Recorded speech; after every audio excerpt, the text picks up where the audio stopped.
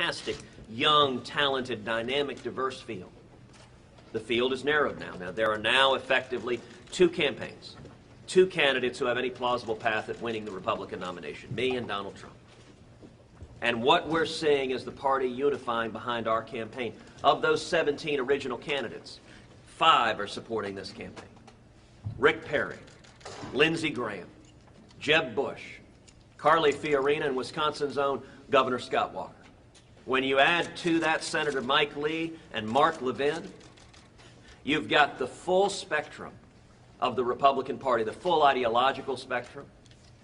I hope and believe tomorrow night's going to be a very, very good night here in Wisconsin, and that in turn is going to have impact on races all across the country. The momentum we've had over and over and over again, we are winning delegates when the people vote, and I believe we'll continue doing that, and we'll go forward and win. Do you believe all is fair in a contested convention? In other words, Trump says that the guy who's in first place should win. Some people say it should be limited to the top 3 candidates who have delegates. Others say we should bring in, a Mitt Romney. Or do you think all is fair in a contested convention?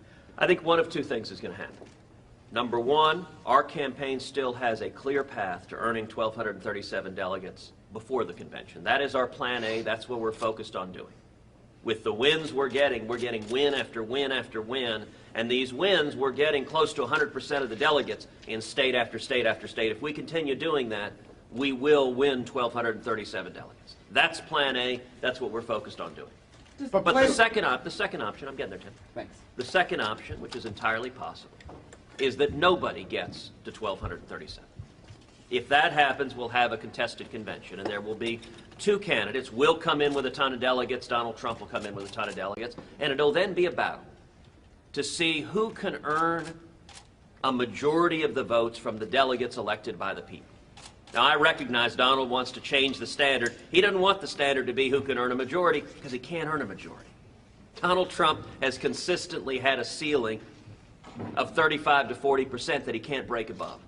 So it's not surprising, it shouldn't surprise any analyst that Donald says the standard should be a plurality because he can't get a majority.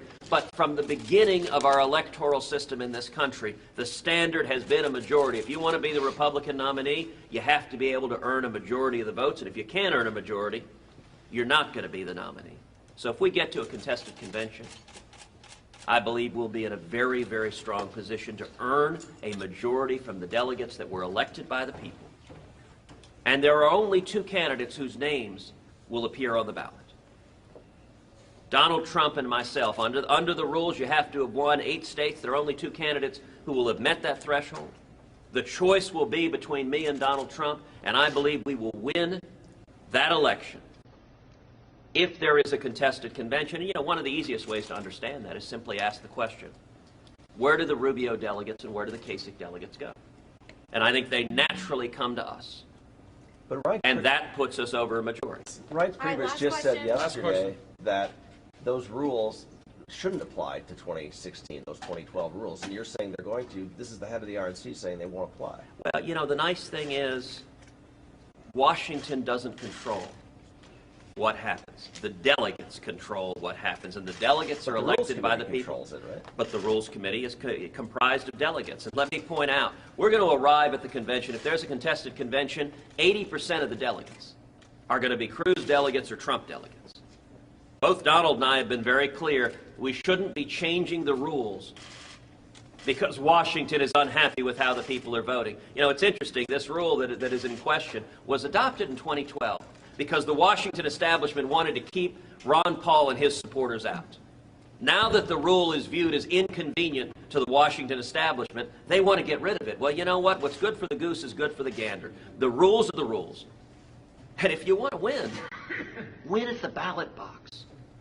This fevered pipe dream of Washington, that at the convention they will parachute in some white knight who will save the Washington establishment.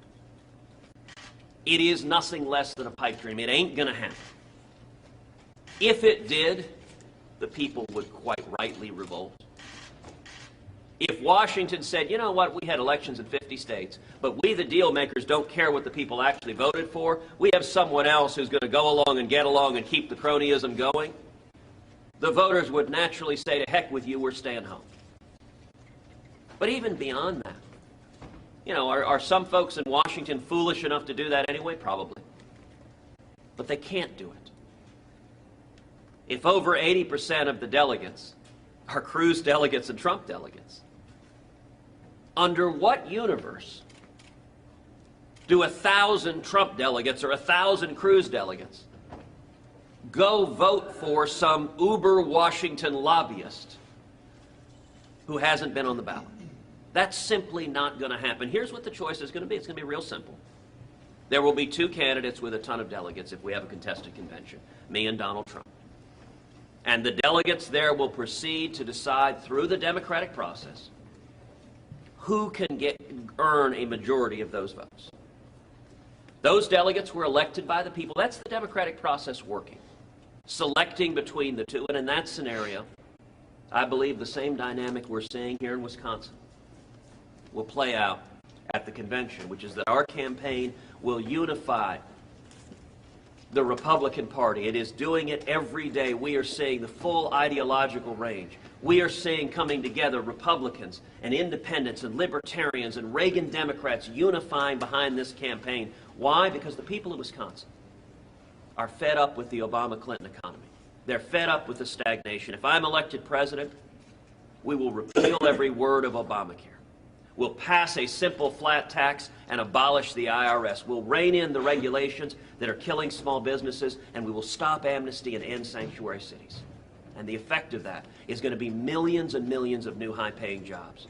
It's going to be jobs coming back to America, coming back from China, coming back from Mexico. It's going to be manufacturing jobs coming back here to Wisconsin. It's going to be wages rising for Americans all across this country, and it's going to be young people, the next generation, coming out of school and once again having jobs, having opportunity, having 2, 3, 4, 5 job offers. That's what this election is about. It's why Republicans are uniting behind this campaign, and it's why I believe we're going to win this nomination. And we're going to beat Hillary Clinton and win the general and bring back jobs and economic prosperity to the United States of America. Thanks, guys. Helping you in this campaign here in Wisconsin?